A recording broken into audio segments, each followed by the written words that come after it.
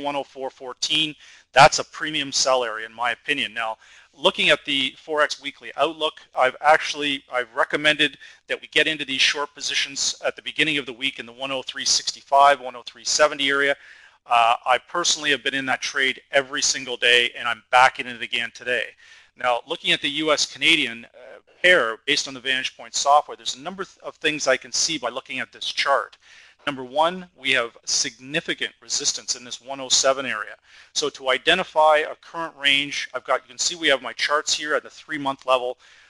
What I'm doing is, the first thing I want to do is identify the broader range using the VantagePoint software. And am I in a buy formation or a sell? So looking at this, we can see that back here on April the 16th, the U.S.-Canadian pair started to base out around the 99.50, 99.30 area.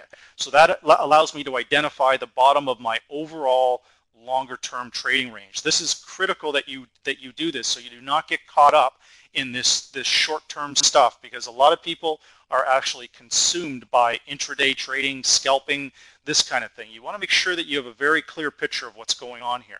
So looking at this, we've got the 99. I can assess here just by looking at the VantagePoint chart that we had a buy signal off the 99.35. However, I can also assess that looking at this chart that we have this one lone candlestick right here that went into this 108.50, and this is a classic false break.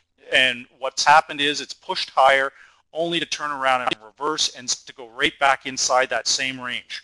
So we've got a slight little breach above the 107.50 by about 90 pips, but then it just subsequently crashed lower. So nothing in this chart really is supporting long positions on U.S.-Canadian, the U.S.-Canadian pair. So again, we've got the predicted medium and long-term differences, we've got the predicted MACD, the predicted true strength indicator, all of which are supporting further shorts. Now, going in and having a look at the daily report is an excellent tool because it gives us the overall general range just for today. Now again, key thing here is the word daily. It's a daily report. It's not a long-term report. The long-term report we have on our other chart. So what we want to assess from here is what are we looking at for a potential range for today. Now we can see here the neural index is down. The neural index on this program simply is a very simple indicator and a very powerful indicator.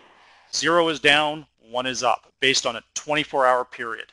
Our predicted short, medium, and long-term differences are all in agreement with the neural index. When you have something like this, where the neural index, the predicted short, medium, and long-term differences are all in agreement, you have a very good trend forming. So we have 103.26 is what VantagePoint is suggesting is going to be a potential high for today. Now bear in mind, I had this number last night at 6:30 Eastern Standard Time.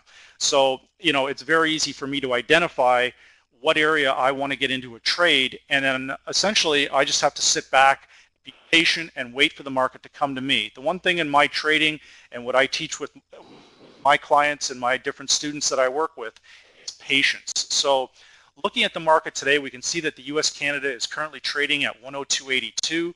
I've entered into the sell position. I've opened this position at 103.14. Well, let's look at, hopefully everybody can see this okay.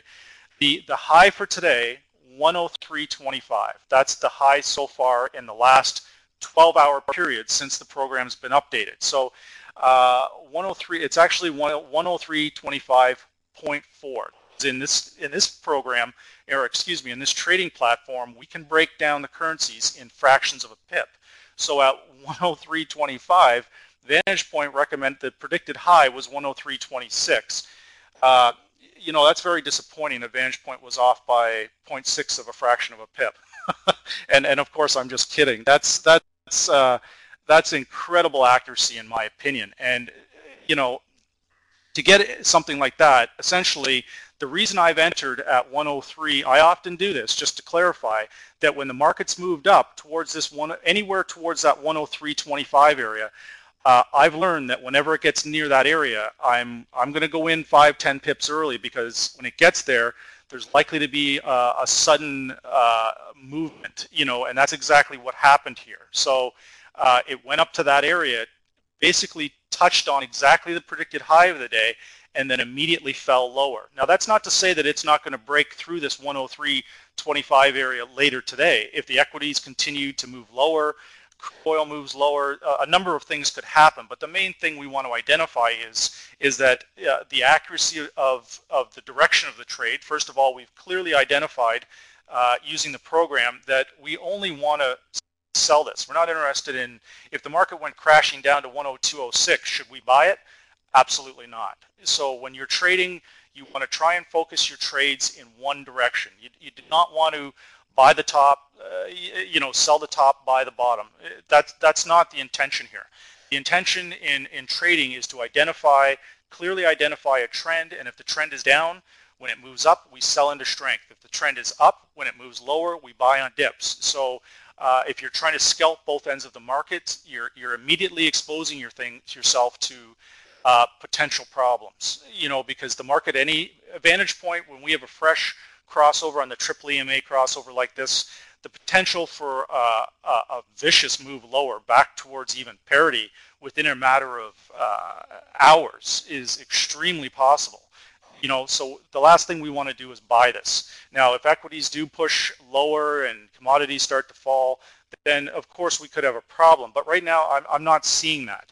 The gold contracts are holding in there at 12.33. You can see that I have on this FXCM UK platform, I have everything right in front of me. I have the equities, I have crude oil, I have gold, and I have my number of different currency pairs. These are key factors along with the US dollar index when trading. So hopefully that clearly identifies. My view is that US Canada is a good short even where it is right now. So I was lucky enough just prior to the webinar starting that I was able to get into that position for this webinar. As you can see, I was able to get in at 8:30. It wandered up to that towards that 103.25, and when just prior to it getting to that area at the 103.14, I entered into the sell. So the equities are moving along. We've got $150 profit. I've got 5 contracts, so you can see that I'm not over leveraging the equity markets either. Crude oil still moving higher. So let's go in and look at some other currencies. We've identified that the US Canadian is a good trade for this morning. We're in that trade. We're looking for the 102.20, 102.15 area. I think we should be able to push down into that area. Now, let's have a look at some of the other things that are happening in the other potential trades. Now, the US-Japan currency pair. Now, the good thing about the Vantage Point software is not only does it tell me the good trades, it also tells me the trades to be very, very cautious of. So my bias on the US-Japan is higher, even though I anticipate US dollar weakness. Now, usually when we have US dollar weakness, we also have yen weakness, and the equities gain strength, and that will push the dollar yen higher. Now, in this particular case, we are absolutely flat on this trade. We've got a support, resistance, all building up in this 91.48, 91.52 area. Our predicted medium and long-term differences are between positive and negative. That doesn't look good. Predicted MACD has a buy signal.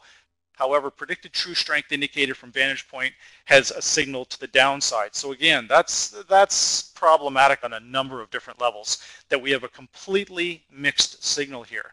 Now, I am seeing some pretty decent support off this. We can see these candlesticks right here along this 90.89 area. So let's see if there is a potential for an intraday trade on dollar yen. And I'm not going to spend very much time on dollar yen because again, it's not the picture is nowhere as clear as what I would like it to be.